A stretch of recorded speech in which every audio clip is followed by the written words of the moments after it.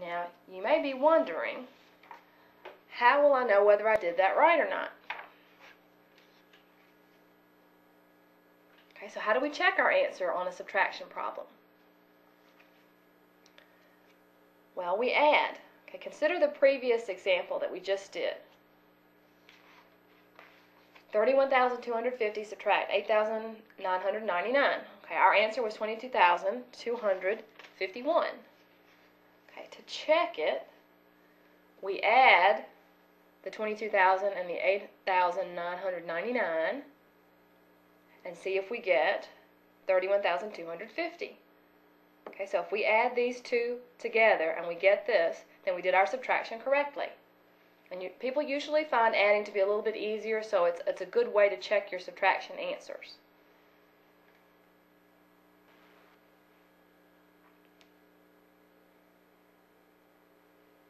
Now we'll take a look at some ways to indicate multiplication.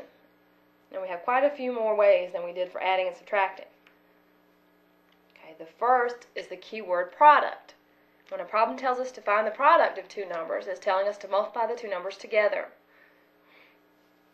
Now here are a couple more, and these may be new to you. Okay, and these involve the use of parentheses. Okay, notice here both numbers are enclosed in parentheses, and that means we are to multiply the two of them together. But over here, only one of the numbers is enclosed with parentheses, but the other number is against or next to the parentheses, so this also means multiplication. Okay, it could also be written with parentheses around the first number. So notice it does not matter whether we have parentheses around both or just one of the two numbers. It still means multiplication. Now this one over here may be unfamiliar to you. This one is center dot. It looks sort of like a period or a decimal point, but you notice it's elevated a little bit, sort of in the middle of the height of the numbers. This also means 120 times 15. So this is a little center dot between the two numbers. Now these last two are the ones you're most familiar with. At least I imagine that's the case. Okay, and that's the X symbol for multiplication, 120 times 15. But here's the normal way that the problem would be worked out. You line them up so that generally we write the larger number on the top, and that's so that we have fewer rows of multiplication underneath. Okay, so we start by multiplying 5 by everything here. So 5 times 0 is 0, and then 5 times 2 is 10, carry the 1, so that's 0, carry the 1 for 10, and then 5 times 1 is 5, plus the one we carried is 600. So what we just found out is that 5 times 120 is 600. Okay, now we move over to the tens place and multiply 1 by everything up here. And when we do that, our first digit should go here in the tens place. So I'm going to put a 0 here to hold the ones place, and so I'll start here with the tens.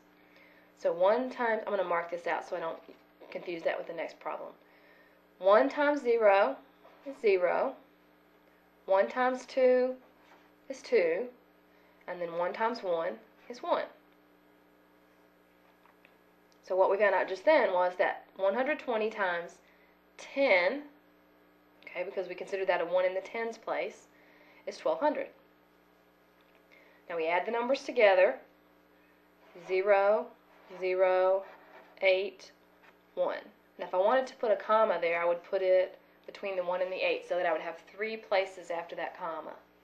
And the answer is 1800 or 1800.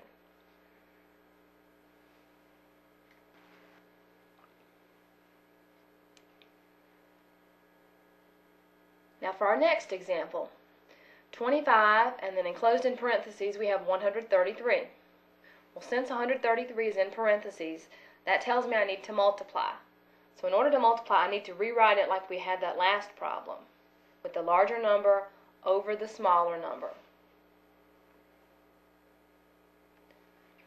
Okay, we start with 5 times 133. 5 times 3 is 15, so that's 5, carry the 1. Then 5 times 3 is 15, plus 1 is 16, so that's 6, carry the 1.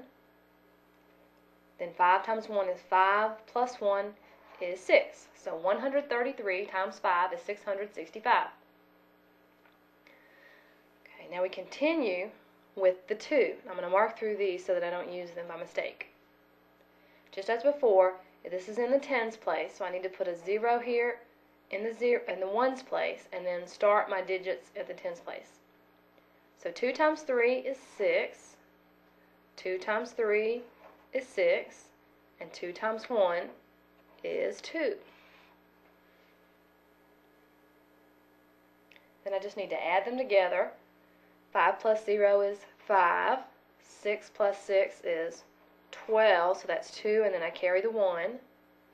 1 plus 6 is 7, plus 6 is 13, so that's 3, carry the 1, and 1 plus 2 is 3. And then if I wanted to put a comma, it would have to be 1, 2, 3, 3,325.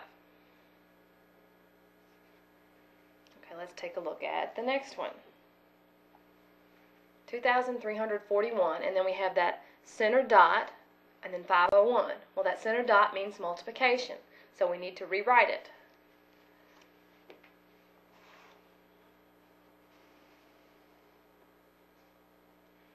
Okay, notice we put the larger number on the top, and again, that's just so that we will have 3 rows of numbers to add together instead of 4. Okay, we start with 1 times 1 is 1, 1 times 4 is 4, 1 times 3 is 3, and then 1 times 2 is 2. So that is simply saying that 2,341 times 1 is 2,341. Now we come over to the 0, which is in the tens place. So we have 0 in the ones place, and then our first digit would go here in the tens place. So 0 times 1 is 0, 0 times 4 is 0, 0 times 3 is 0, 0 times 2 is 0. Now you could realize that what you're doing here is multiplying this entire number by 0. So the whole thing is going to come out to be 0. So you could just put a bunch of zeros here and then go to the next one if you wanted. Okay, now we come over here to the 5. The 5 is in the hundreds place. So that's where our first digit should go when we put the next row in. So that means we should put a 0 to hold the place for the ones and for the tens, and our first digit will go here in the hundreds place. So 5 times 1 is 5, and then 5 times 4 is 20, so that's 0, and I need to carry a 2 in the next spot. 5 times 3 is 15, plus 2 is 17, so that would be 7, and then we need to carry a 1. And then 5 times 2 is 10, plus 1 is 11. So let's see what that comes out to be. 1 plus 0 is 1. 4 plus 0 is 4. 3 plus 0 plus 5 is 8. And then I could put a comma. I think this number is large enough that I really need that comma. 2 plus 0 is 2. 0 plus 7 is 7. Okay, I have nothing to add to that 1, so that's a 1. And then I need another comma. And then there's nothing to add to this 1, so I just bring that down. So the answer is 1,172,841.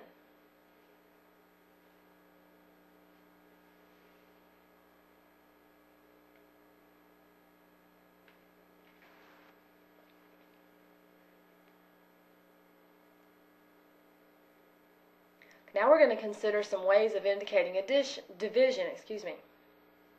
Okay, the first one involves the word quotient.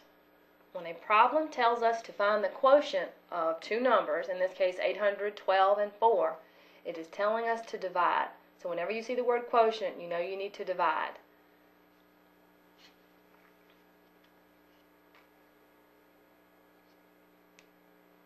Now number 2 is the one you're probably, or at least one of the ones you should be familiar with. You know this, you're familiar with this symbol here, which stands for division. So this is 812 divided by 4.